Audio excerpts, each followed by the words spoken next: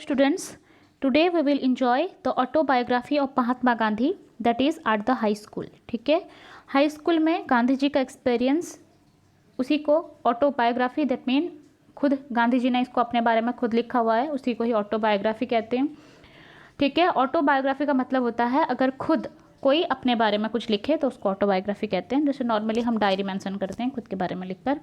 ठीक है, तो एट द हाई स्कूल मतलब हाई स्कूल में गांधी जी. ठीक है, हाई स्कूल का अपने एक्सपीरियंस उन्होंने यहाँ पे लिखा हुआ है. फर्स्ट देख लेंगे इंट्रोडक्शन. आज you all know Mahatma Gandhi born in 1869 was one of the tallest leader of the world. Mahatma Gandhi ji जो है ना, उनकी पैदाइश 1869 को हुई थी. ठीक है, और 2 अक्टूबर 1869 को गुजरात में हुई थी, गुजरात के पोरबंदर में. ठीक है, was one of the tallest leader of the world. पूरी दुनिया में फेमस हैं ये, बहुत अच्छे लीडर के तौर पर. He was the greatest of our independence movement. जो हमारी स्वाधीनता के लिए जितना सारा आंदोलन हुआ है, जितने मूवमेंट हुए हैं, सब में इन्होंने बहुत अच्छा किरदार निभाया है.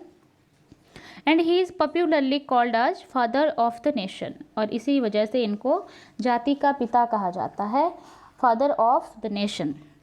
Okay, but before he became the Mahatma. Mahatma मतलब महान आत्माधारी पुरुष.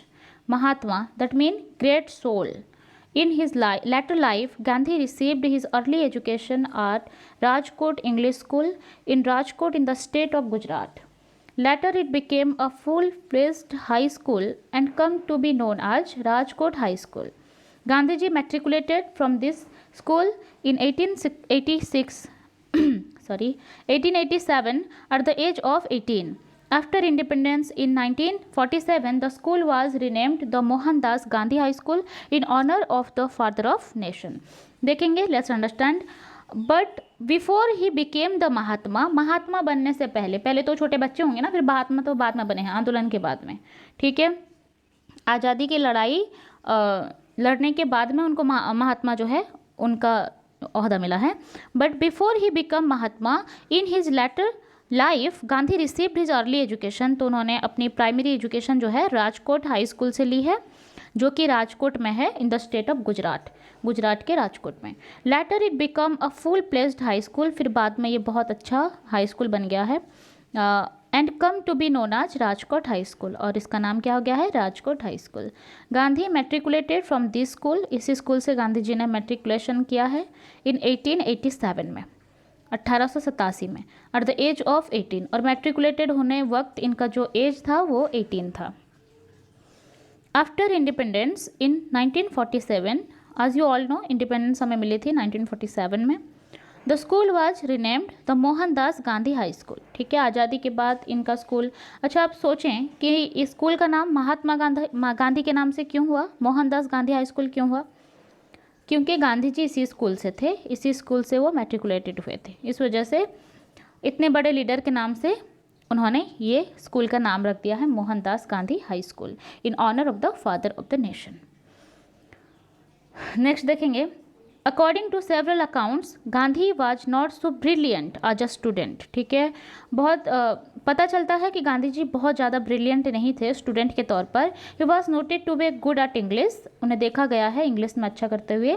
फेयर इन अरिथमेटिक में थे ठीक ठाक. वीक इन ज्योग्राफी में बहुत वीक थे.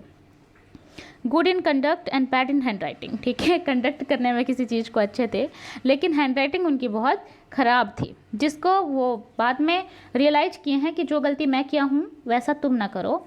हैंड राइटिंग मेरी बुरी थी, जो मुझे बाद में बहुत इंसल्टिंग फील कराई. तुम अपना हैंड राइटिंग को अच्छा करते चलो, क्योंकि इनिशियल स्टेज में ही वो ठीक हो सकता है. ठीक है, though he did not have any high regard for his ability, he was astonished whenever he won prizes and scholarship. ठीक है, जब भी उन्हें कोई प्राइज या फिर कोई स्कॉलरशिप मिल जाता था तो फिर वो चौंक जाते थे कि मुझे कैसे मिल गया.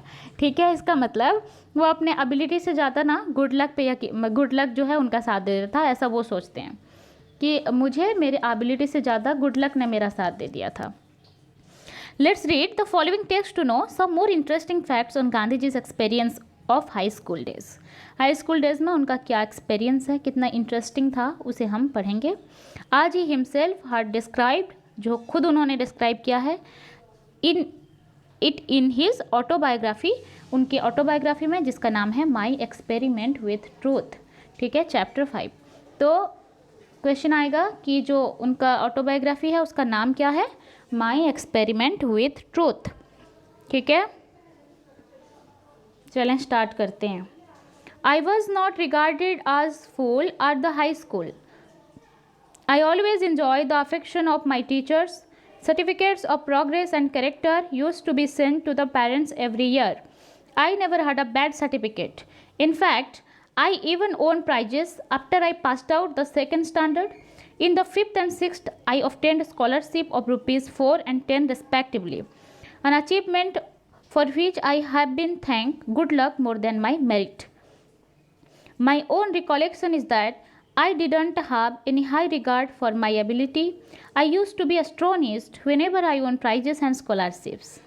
But I very jealously regarded my character. The least little blemish drew tears from my eyes. When I merited or seemed to the teacher to merit a rebuke, it was unbearable for me. I remember having once received corporal punishment. I did not so much mind the punishment as the fact that it was considered my desert. I wept piteously. That was when I was in the 1st or 2nd standard. There was another such incident during the time when I was in the 7th standard. Dorabji Idul Jigimi was headmaster then. He was popular among the boys as he was a disciplinarian, a man of method, and a good teacher. He made gymnastics and cricket compulsory for the boys of upper standard. I disliked both. I never took part in any exercise, cricket or football, before they were made compulsory. My shyness was one of the reasons for this aloofness, which I now see wrong. I had then the false notion that gymnastics had nothing to do with education. Today, I know that physical training should have much place in the curriculum आज mental training. Okay, अब हम समझ लेते हैं, हमने read किया paragraph को। देखिए, समझने की कोशिश करें ध्यान से। I was not regarded as a fool at the high school. I always enjoy the affection of my teachers. Gandhi ji कहते हैं कि हाई स्कूल लाइफ मेरी बहुत अच्छी गई है, ठीक है, और उसमें मैंने हमेशा इंजॉय किया है अपने टीचर्स के अफेक्शन को, ठीक है, और मेरा हाई स्कूल का दिन बहुत ज़्यादा अच्छा था। Certificates of progress and character used to be sent to parents every year. हर साल जो है ना, मेरे प्रोग्रेस का सर्टिफिकेट और मेरे कैरेक्टर का सर्टिफिकेट हर साल मेरे पेरेंट्स को भेज दिया जाता था स्कूल की तरफ से। क्वेश्चन आएगा, कौन से सर्टिफिकेट गांधी जी को भेजे जाते थे? Character certificate and progress certificate. I never had a bad certificate. मुझे कभी भी ना कोई बैड सर्टिफिकेट नहीं मिला। दैट मीन प्रोग्रेस सर्टिफिकेट भी अच्छा मिला था एंड जो कैरेक्टर सर्टिफिकेट है वो भी मुझे अच्छा मिला था। In fact I even won prizes. मुझे प्राइजेस भी मिले हैं after I passed out the 2nd standard. Question आएगा, कितने स्टैंडर्ड के बाद गांधी जी को प्राइजेस मिले हैं? लिखना है after 2nd standard, 2nd standard के बाद में। In the 5th and 6th standard I obtained scholarship of rupees 4 and 10 respectively.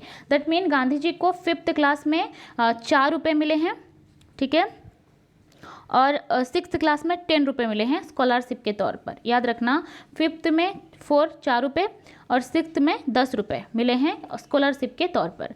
N achievement for which I have to thank good luck. और जितना भी अचीवमेंट मुझे मिला है ना, तो मैंने क्या किया है? गुड लक को थैंक किया है मोर देन माई मेरिट। अपने मेरिट से ज़्यादा मैंने गुड लक को क्या किया है? थैंक किया है। दैट मीन मेरा गुड लक था, सौभाग्य था जो मुझे वो स्कॉलरशिप मिला।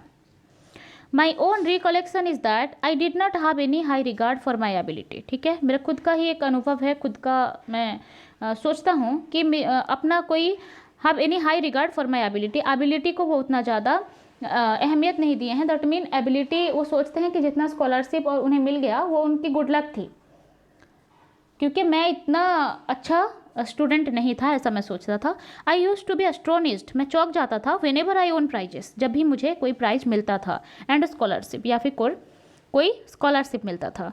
But I very जेलसली guarded my character. लेकिन एक बात है कि मैंने अपना कैरेक्टर बहुत अच्छा बनाया था, अपने कैरेक्टर को बहुत अच्छी तरह से बिल्डअप किया था, उसमें कोई डाउट नहीं है। करेक्टर सर्टिफिकेट अगर बहुत अच्छी मिलती है तो मैंने उसको अच्छी तरह बिल्डअप किया है। लेकिन अगर मैं कहूँ स्कॉलरशिप और प्राइज़ की बात, तो मैं अपने गुड लक को इसमें श्रेय दे सकता हूँ कि मेरे गुड लक की वजह से ये मुझे मिल गया, लेकिन मैं जीलसली गार्ड किया हूँ मेरे करेक्टर को, ठीक है। The least little blemish Drew tears from my eyes, छोटा सा भी एक ब्लेमिश ना मेरे आंखों से आंसू निकाल दिया करता था। दैट मीन मैं कितना जग कर चलता था अपने करेक्टर को। When I merited or seemed to the teacher to merit a rebuke, it was unbearable for me, ठीक है। अगर कोई टीचर भी कोई मुझे थोड़ा सा डांट वगैरह फटकार लगा देते थे तो फिर, या फिर कुछ इल्ज़ाम मुझ पर लग जाए तो फिर वो अनबेरेबल हो जाता था मेरे लिए। I remember having one received corporal punishment, मुझे याद है मैं एक मरतबा कॉर्पोरल पनिशमेंट मिला था मुझे। कॉर्पोरल मतलब होता है पनिशमेंट बाई बीटिंग, मार खाना जो छड़ी से। I did not so mind the punishment as the fact that it was considered my desert, ठीक है। मैंने इतना माइंड नहीं किया था उस पनिशमेंट को। I wept piteously, मैंने बिल्कुल अच्छी तरह से अपना आंसू पोंछ लिया। That was when I was in the first and second standard, ये कॉर्पोरल पनिशमेंट गांधी जी को मिला था फर्स्ट एंड सेकेंड स्टैंडर्ड में, ठीक है। इसको याद रखने की ज़रूरत है। गांधी जी को कॉर्पोरल पनिशमेंट जो है वो कब मिला था ना, फर्स्ट एंड सेकेंड स्टैंडर्ड में मिला था। There was another such incident during the time when I was in the 7th standard, और एक बार ऐसी वाली जो है सिचुएशन आ गई जब मैं 7th स्टैंडर्ड में पढ़ता था। पहली बात है कॉर्पोरल पनिशमेंट गांधी जी को फर्स्ट एंड सेकेंड स्टैंडर्ड में मिला था। दूसरा इस तरह का जो है इंसिडेंट उनके लाइफ में आया 7th स्टैंडर्ड में, when Dorabji Edulji Gimi was the headmaster, okay. तो तब वहाँ पे दोराबजी इदुलजी गिमी उनके हेडमास्टर हैं, ठीक है। ये एक अच्छे कैरेक्टर हैं, इसे थोड़ा याद रखना। दोराबजी इदुलजी गिमी जो गांधी जी के हेडमास्टर थे वो स्कूल में। He was popular among the boys as he was a disciplinarian, a man of method and a good teacher, ठीक है। अगर हम कहेंगे तो जो दोराबजी इदुलजी गिमी जो हैं वो बहुत ही पॉपुलर थे, लोग सब ही उनको समझते थे, सब उनको जानते थे क्योंकि वो बहुत डिसिप्लिनेरियन थे, ठीक है। जो कि अपने ऑर्डर के पक्के थे और सबको अकॉर्डिंगली लेते थे, उनको डिसिप्लिन उनके अकॉर्डिंग लेते थे डिसिप्लिन के साथ। तो वो डिसिप्लिनेरियन थे, मैन ऑफ मेथड थे और गुड टीचर, ठीक है। यहाँ पे बताया गया है दोराबजी इदुलजी गिमी कैसे थे, ठीक है। Disciplinarian, man of method and good teacher. He made gymnastic and cricket compulsory for the boys of upper standard, क्योंकि गांधी जी अब 7th में पढ़ते हैं तो अपर स्टैंडर्ड आ जाएगा 6th 7th, ठीक है। तो फिर ये बोले कि he made gymnastic and cricket compulsory, तो फिर दोराबजी इदुलजी गिमी जो हमारे हेडमास्टर हैं उन्होंने क्या कंपल्सरी कर दिया है, जिम्नास्टिक को और क्रिकेट को।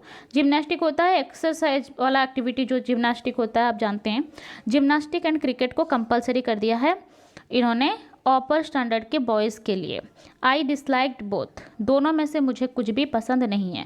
गांधी जी को ना जिम्नास्टिक पसंद था और ना ही cricket, okay. I never took part in any exercise, मैंने कभी कोई एक्सरसाइज में पार्ट नहीं लिया।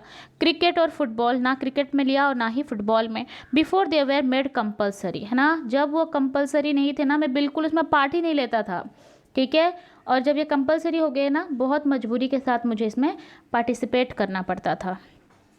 माई shyness was one of the reason for this aloofness which I now see wrong, ठीक है। माई साइनेस, साइनेस मतलब गांधी जी बहुत शर्मीले थे, शर्म करना, ठीक है। My shyness was one of the reason for this aloofness which I now see wrong, ठीक है। ये जो जितनी सारी मैं गलतियाँ करता था, जैसे मैं एक्सरसाइज नहीं करता था, क्रिकेट नहीं खेलता था, फुटबॉल नहीं करता था, इसका रीज़न क्या है, माई साइनेस, मुझे शर्म आती थी ये सबसे, मतलब शर्म आती थी मुझे, इस तरह क्रिकेट वगैरह खेलने में शर्मा जाता था मैं, ठीक है। लेकिन मैं सोचता हूँ ये गलत है, मुझे ऐसा नहीं करना चाहिए था। जो गलती मैं किया हूँ मैं चाहता हूँ ऐसा तुम लोग ना करो, ठीक है। I had then the false notion, मुझे तब गलत फहमी थी कि gymnastic had nothing to do with education, gymnastic का एजुकेशन के साथ कोई ताल्लुक नहीं है, कोई रिश्ता नहीं है, जबकि मैं गलत था। ये मेरी गलत फहमी थी कि जिम्नास्टिक पार्ट नहीं है एजुकेशन का। अगर ये उनकी गलत फहमी थी तो सही क्या है कि जिम्नास्टिक और क्रिकेट जितने सारे भी स्पोर्ट्स होते हैं वो एजुकेशन के पार्ट होते हैं। को करिकुलर एक्टिविटीज़ जो हैं वो करिकुलम में इसलिए हैं ताकि वो ज़रूरी हैं, ठीक है। टुडे आई नो दैट, इसलिए आज मुझे पता है physical training should have much place in curriculum as mental training, जितना हमें मेंटल ट्रेनिंग की आवश्यकता है उतना करिकुलम में फिजिकल ट्रेनिंग की भी आवश्यकता होनी चाहिए और है भी, ठीक है। इसलिए जितने को करिकुलर एक्टिविटीज़ हैं उसमें हमें पार्टिसिपेट करना चाहिए। The reason for my dislike was my keen desire to serve as nurse to my father, और एक रीज़न था, पहला रीज़न तो साइनेस था, उनको शर्म आती थी, शर्मीले थे। The reason for my dislike was, और मुझे जो है फुटबॉल और जिम्नास्टिक क्रिकेट वगैरह क्यों पसंद नहीं थे, और दूसरा एक मेजर कारण ये है, my keen desire to serve as nurse, मैं अपने पिताजी की सेवा करना चाहता था, ठीक है, नर्स टू माई फादर। आज सुन आज द सेकेंड स्कूल क्लोज्ड, जैसे ही स्कूल बंद हो जाता था, आई वुड हरी होम, मैं भाग करके घर जाता था, एंड बिगिन सर्विंग हिम, और फिर जल्दी से क्या करता था, उनकी सेवा में लग जाता था। Compulsory exercise came directly in the way of this service, जो सर हेडमास्टर जी जो हैं दोराबजी इदुलजी गिमी, उन्होंने जब कंपलसरी कर दिया क्रिकेट जिम्नास्टिक को, तब ये मेरे रास्ते में आ गया कि अब मैं सर्विस कैसे करूँगा अपने पिताजी की। अगर मैं जिम्नास्टिक क्रिकेट में रह गया तो फिर मेरे पिताजी का ख्याल कौन रखेगा। तो दो रीज़न था, एक तो वो अपने पिता की सेवा करना चाहते थे, दूसरा उनका साइनेस था, जिस वजह से वो इसमें पार्टिसिपेट नहीं कर पाए हैं। वो कहते हैं मैंने गलत किया है और तुम्हें ऐसी गलती नहीं करनी है, तुम्हें उसमें हिस्सा लेना चाहिए। I requested mister Gimi to exempt me from gymnastic so that I might be free to serve my father. मैंने रिक्वेस्ट किया मिस्टर गिमी सर से, यानी दोराबजी इदुलजी गिमी हेडमास्टर से, कि मुझे छोड़ दें, मुक्त कर दें जिम्नास्टिक से, क्योंकि मैं फ्री हो जाऊं, अपने पिता की सेवा में लग जाऊं, ठीक है, इसलिए मैं चाहता था कि वो मुझे क्या करें, एग्जेम्प्ट कर दें। But he could not listen to me, उन्होंने मेरी एक नहीं सुनी, नहीं माने मेरी बात। नाउ इट हैपेंड दैट, क्या हुआ एक दिन ऑन सैटरडे, शनिचर था, ठीक है, सैटरडे, शनिवार था, when we had school in the morning, जब सुबह मुझे स्कूल था, I had to come from home to school for gymnastic at 4 o'clock। सुने कि एक्चुअली सैटरडे में जो सुबह स्कूल होती है फिर ख़त्म हो जाती है 11 बजे, और ये जो है इन्हें 11 बजे घर जा कर के फिर 4 बजे वापस आना था जिम्नास्टिक के लिए, सर ने बुलाया हुआ था, ठीक है। I had to come from home to school for gymnastic at 4 o'clock, 4 बजे, ठीक है, इन द आफ्टरनून, है ना। आई हैड नो वॉच, और मेरे पास कोई घड़ी नहीं थी। एंड द क्लाउड डिसीव मी, और ये जो है ना बादलों ने मुझे धोखा दे दिया, मुझे पता ही नहीं चला कि समय कितना हुआ है। Before I reach the school the boys had all left, ठीक है, शनिवार था, स्कूल 11 बजे छुट्टी हो गया था, और फिर वापस हमें 4 बजे जाना था स्कूल, ताकि हम जिम्नास्टिक का क्लास ज्वाइन कर सकें। लेकिन क्या हुआ, उस दिन मेरी घड़ी नहीं थी, और जो है क्लाउड से मुझे पता नहीं चला, मौसम ख़राब था, मुझे पता नहीं चला टाइम क्या हो रहा है, इसलिए मैं लेट हो गया। और मैं जब स्कूल जाकर 4 बजे पहुंचा, मतलब एक्यूरेट 4 तो नहीं बजा था, मैं लेट हो गया था, तो सारे बच्चे जो हैं वहाँ से जा चुके थे। द नेक्स्ट डे, फिर दूसरे दिन मतलब संडे को, the next day mister Gimi examine the roll, फिर क्या कर रहे हैं, नेक्स्ट डे क्या कर रहे हैं, मिस्टर गिमी रोल चेक कर रहे हैं कि कौन एब्सेंट था कल, यानी सैटरडे को। फाउंड मी मार्क्ड एब्सेंट, और मुझे वो पा लिया एब्सेंट, ठीक है। Being asked for the reason of absence I told him what had happened, ठीक है। तो फिर उन्होंने जब मुझे रीज़न पूछा तो मैंने बताया क्यों मैं एब्सेंस था, मैंने सब उन्हें बताया क्या मेरे साथ हुआ था। He refuse to believe me, उन्होंने इनकार कर दिया मेरा यकीन करने से, उन्होंने यकीन ही नहीं किया कि मैं क्या कह रहा हूँ। एंड ऑर्डर्ड मी टू पे a fine for 1 or 2 Anna sorry, और उन्होंने क्या किया, ऑर्डर दिया कि मैं फ़ाइन पे करूँ। कितना फ़ाइन पे करूँ, 1 or 2 अन्ना। क्वेश्चन आएगा, शॉर्ट क्वेश्चन, कितना फ़ाइन जो है पे करने के लिए दोराबजी इदुलजी गिमी सर ने कहा उनसे, 1 or 2 अन्ना, ओके। पूरा एक ही वीडियो में कंप्लीट करना पॉसिबल नहीं होगा, इसीलिए हम इतना ही करते हैं, और बाद का जो पार्ट 2 वीडियो में हम इसको पूरी तरह से कंप्लीट कर लेंगे, ठीक है। और आपको ऐसे ही अगर हर चैप्टर्स के जो है स्टडी चाहिए, हर चैप्टर को अच्छी तरह से पढ़ना है विथ एक्सप्लेनेशन के साथ, तो आप इस चैनल को लाइक करें, सब्सक्राइब करें। Thank you.